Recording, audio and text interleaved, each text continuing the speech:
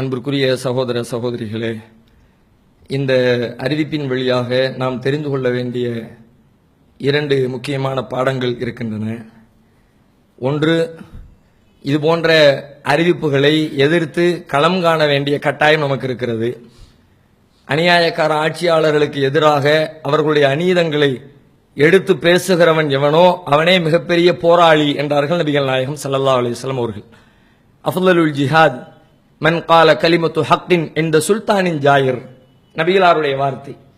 எனவே இன்றைக்கு நாடு முழுவதிலும் அது குறித்த விழிப்புணர்வும் பேச்சுக்களும் விவாதங்களும் எழுந்து கொண்டிருந்தாலும் நாமும் நம்முடைய கருத்துக்களை பதிவு செய்து இது குறித்த ஒரு மிகப்பெரிய விவாதத்தை உண்டாக்கி மக்கள் மத்தியிலே தெளிவை கொடுத்து, ஏனென்றால் இன்றைக்கும் கூட மக்கள் எக்கச்சக்கமாக பாதிக்கப்பட்டாலும் மீடியாக்கள் என்ன கருத்தை முன்னிறுத்துகின்றன என்று பார்த்தால் நல்ல திட்டம்தான் என்றாலும் அந்த வார்த்தையினுடைய அமைப்பை நீங்க கவனிக்கணும்.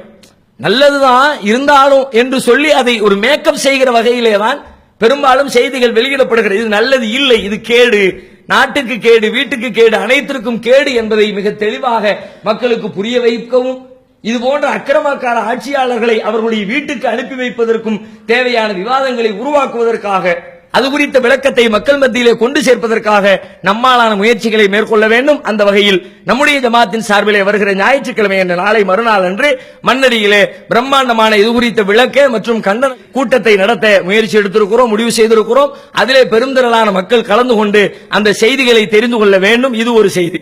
அடுத்ததாக, முஸ்லீம்களாக இருக்கிற நாம் இதிலே செய்ய வேண்டிய நடவடிக்கைகளை செய்ய வேண்டுமே தவிர அதை தாண்டி அது குறித்து பெரிய கவலை, ஆளுகை, துக்கம் அதற்கு நாம் இடமளிக்க வேண்டிய அவசியம் கிடையாது. சில பேரிடத்தில் அதையும் நாம் பார்க்க முடிகிறது. என்ன பண்றதுனே தெரியலையே, அப்படியே சோர்ந்து போய் இடிந்து போய் மக்கள் பேசுகிற வார்த்தைகளை கேட்கிறோம். முஸ்லிம் அல்லாதவர்கள் 1000 பேசலாம், ஆனால் ஒரு முஸ்லிமுடைய வாயிலிருந்து அப்படிப்பட்ட வார்த்தைகள் வர தேவையில்லை. ஏனென்றால் முஸ்லிமுடைய நம்பிக்கையில் பிரதான நம்பிக்கையை திருக்குர்ஆன் சொல்லுகிறது. குல், நபியே நீங்கள் சொல்லுங்கள், லை யுஸீபனா இல்லா மா கதபல்லாஹு லனா, எங்கள் இறைவன் எங்களுக்கு விதித்ததை தவிர வேறொன்றும் எங்களை அணுகாது. என்ன பெருசா நடந்துட போகுது?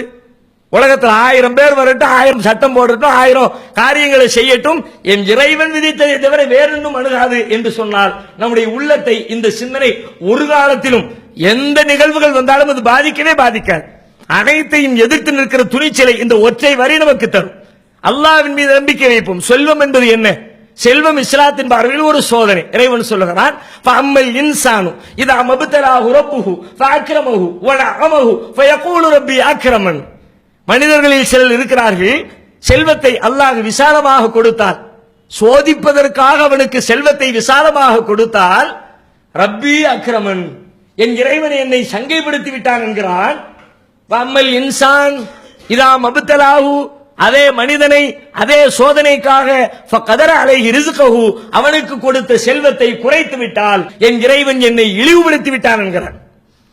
ஒரு முஸ்லிமுடைய வாயிலில் இப்படிப்பட்ட வார்த்தைகளை கொடுப்பதும் இறைவனின் சோதனை, எடுப்பதும் இறைவனின் சோதனை என்பதை புரிந்து கொண்டோம் என்றால் இதுவும் ஒரு சோதனை என்ற ரீதியிலே இதை நம்மால் எளிதாக கடந்து சென்றுவிட முடியும். அப்படிப்பட்ட மனோதிடம் உடையவர்களாக அல்லாஹ் ரப்புல் ஆலமீன் நம் அனைவரையும் ஆக்கி அருள் புரிவானாக. அல்லாஹ்